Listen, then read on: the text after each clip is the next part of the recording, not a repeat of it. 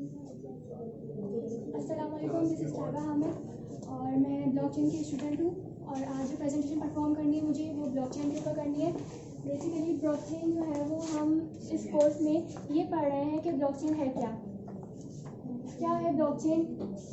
बहुत huge amount पर, बहुत बड़े पैमाने पर जो है ये पूरा डाटा जो है हमारा जो काम है वो परफॉर्म हो रहा है। ये कोई छोटा मोटा काम नहीं है।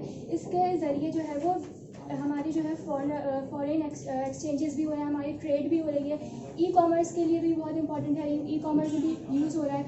इसके अंदर जो है हमारा डाटा अच्छी तरह से सेव हो सकता है, यानी कि एक तरह से ये सेफ भी है, सिक्योर भी है और शेयर्ड भी है।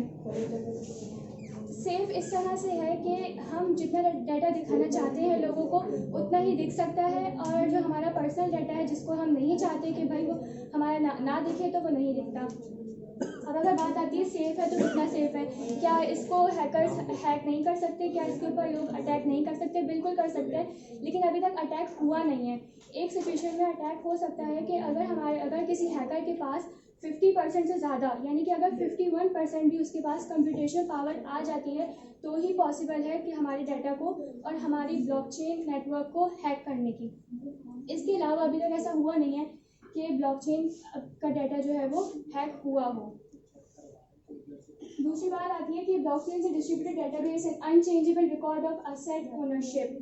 अनचेंजेबल इस तरह से है कि अगर हमने कोई एक ब्लॉक ऐड करा दिया है थ्रू माइनिंग के थ्रू एक ब्लॉक ऐड हो गया है, क्या उसमें चेंजिंग नहीं हो सकती? उसमें चेंजिंग नहीं हो सकती।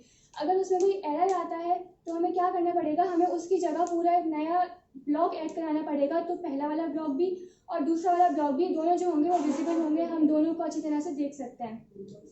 एंटर डाटा में चेंजिंग हमारे पास नहीं हो सकती। अब एक ब्लॉक दूसरे ब्लॉक से जो है वो कनेक्टेड होता है। कनेक्ट किस तरह होता है? हैश के थ्रू कनेक्ट होता है। एक ब्लॉक का अपना हैश होता है। 32 कैरेक्टर्स का एक लंबा सा कोड होता है जो कि डाटा को सिक्योर बना रहा होता है कि अगर वही कोड, सेम कोड अगर किसी को पता चलता है तो हैक करने की पॉसिबिलिटी होती है, अगर वो नहीं पता तो वो हैक नहीं हो सकता। अब एक में दूसरे ब्लॉक को ऐड कराने के लिए प्रीवियस हैश जो है वो उसका कनेक्ट होना ज़रूरी है। तो इसी तरह जो है ब्लॉक्स की चेनिंग और ब्लॉक्स की कनेक्टिविटी पैदा होती है। दूसरी बात आती है global peer to peer and distributed immutable record of transactions. Globally whole world जो है, यानी दुनिया के किसी भी कोने में, हम पाकिस्तान से बैठ के इंडिया में, अमेरिका में, दुनिया के किसी भी कोने में जो है वो हम अपने डाटा को एक्सचेंज कर सकते हैं। पीयर टू पीयर इस तरह होता है कि कहीं एक जगह काम नहीं हो रहा, इसका काम जो है वो फैला हुआ है, जो हर कोई जो है कंप्यूटर जो है वो आपस में इंटरकनेक्टेड है, कनेक्ट हुआ हुआ है सारा काम, और हर कोई जो है वो हर किसी के पास इसकी अपनी अपनी इंफॉर्मेशन, अपनी ट्रांजेक्शन्स और हर चीज़ जो है वो हर ब्लॉक के हर यूज़र के पास सेफ है। अब assets are defined as anything of credit pulse, accountability of financial money, cryptocurrency। अब दूसरी बात ये आती है कि ब्लॉकचेन बिटकॉइन नहीं है। ब्लॉकचेन हमारा प्लेटफॉर्म है। ब्लॉकचेन जो है वो टेक्नोलॉजी है और बिटकॉइन जो है वो क्रिप्टो करेंसी है। अच्छा, क्रिप्टो करेंसी क्या है कि अगर एक मैसेज मुझे किसी को सेंड करना है तो जो मैसेज मैंने भेजा है वो इनक्रिप्टेड जा रहा है। अब बीच में क्या होता है कि अगर कोई हैकर है वो अब मेरे ओरिजिनल मैसेज को वो चेंज करके कोई और फेक मैसेज जो है वो मेरे रिसीवर को पहुंचा देता है। तो इससे बचने के लिए हम क्या करते हैं कि जब मैं अपना डाटा सेंड करूँगी, मैंने अपना मैसेज किसी को भेजा तो वो इनक्रिप्टेड फॉर्म में है।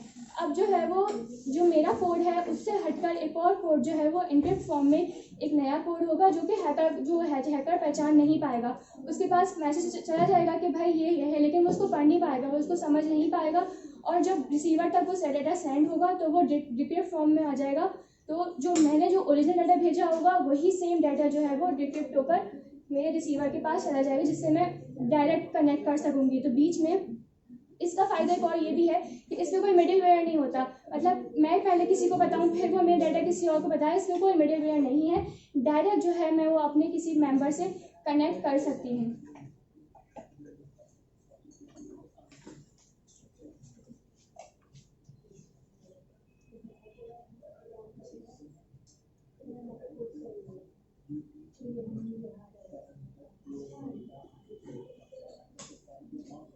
इसी तरह यहाँ जैसे अभी मैंने बताया कि money transfer through conventional banking system. अब बैंक्स में क्या होता था कि बीच में जो है वो एक मेंबर बैठा होता था जो कि हमारा पैसे पहले खुद अपने पास रखता था, फिर जो है जाके वो रिसीवर को रिसीव हो रहा होता था। अब इससे ये क्या होता है कि मैं डायरेक्ट जो है वो अपनी जो ट्रांजेक्शन है, अपना जो भी मेरा काम है वो मैं डायरेक्ट सेंड कर सकती हूँ। अब इसमें क्या होता है कि ब्लॉक्स में जो है वो हमारे पास जो पब्लिकली डाटा अवेलेबल होता है, इस तरह के अगर ए, बी और सी 3 मेंबर्स हैं, इनका डाटा आपस में जो है वो शेयर्ड है। अब चौथा बंदा आके कहता है कि मुझे भी अब इसमें इस ग्रुप में शामिल होना है, तो क्या होगा कि तीनों के पास ए, बी और सी के पास डी का जो है वो रिकॉर्ड मौजूद होगा कि भाई उसके पास इतनी अमाउंट, उसके पास इतना डाटा है कि हमारे ब्लॉक में ऐड हो सकता है या नहीं हो सकता, तो ही वो अपना एक ब्लॉक जो है वो अपने उसके ए, बी और सी के साथ मिलकर डाटा को शेयर कर सकता है। और इस चीज जो वो रिकॉर्ड डाटा अपना शेयर करेगा उनके साथ, जो अपना ब्लॉक को ऐड करेगा, उसका जो सारा इंफॉर्मेशन होगी वो ए, बी, सी के पास, चारों के पास इंटरलिंक्ड होगी और कनेक्ट होगी।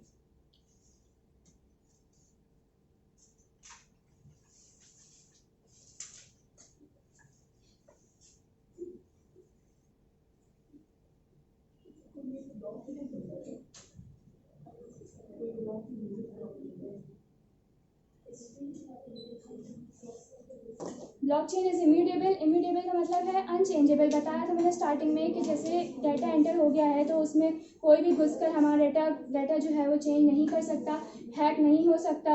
ऑडिटेबल भी इसी तरह से है कि अगर मुझे एक कुछ इन्फॉर्मेशन जो मैं चाहती हूँ कि भाई जो देखे वो ही देख सकता है। स्मार्ट कॉन्ट्रैक्ट कोड इस तरह होता है कि इसमें डिजिटल सिग्नेचर एक तरह से इस तरह आता है कि अगर जो इन्फॉर्मेशन भी कहीं किसी के पास ऐसे जो डाटा जो है वो शेयर हो रहा होता है, उसकी इन्फॉर्मेशन डिजिटल सिग्नेचर के थ्रू जो है वो मार्क हो रही होती है कि हाँ भाई इस बंदे ने इससे इतना पैसा लेकर उसको दिया है, तो सबके पास जो है वो स्मार्ट कॉन्ट्रैक्ट के थ्रू डाटा की इन्फॉर्मेशन अवेलेबल होती है। कि बाद में आगे कोई ये नहीं बोल सकता, कोई किसी को झुठला नहीं सकता कि इसने इसको इतने पैसे नहीं दिए थे, इतने ही दिए थे तो इतने ही हैं। लेजर क्या होता है कि जहाँ ledger is like a database, a Google और एक्सेल स्प्रेडशीट। एक्सेल में ये होता है, एक्सेल में ये होता था कि जो मेन डाटा हमारा सारा एक शीट के फॉर्म में हमारा सारा डाटा जहाँ एंटर होता था वो होता था लेजर। एक जगह ये होती है कि बिल्कुल जो हमारा प्रॉपरली डाटा है, सारी इन्फॉर्मेशन स्टार्ट से लेके एंड तक की ऑल द इन्फॉर्मेशन जो होती है सारी की सारी वो हमारे लेजर में जाके सेव होती है, और नया रिकॉर्ड भी उसमें हम एंटर कर सकते हैं। हर रॉ के अंदर इंफॉर्मेशन होती है। Account balance, who own certain assets, accounts की बैलेंस की भाई किसने किसको कितना पैसा दे दिया है, कितना रहता है, कितना बाकी है। Memory and execution state of computer program, memory भी, उसकी मेमोरी में सारा डाटा जो है वो सेव रहता है। बता दिया।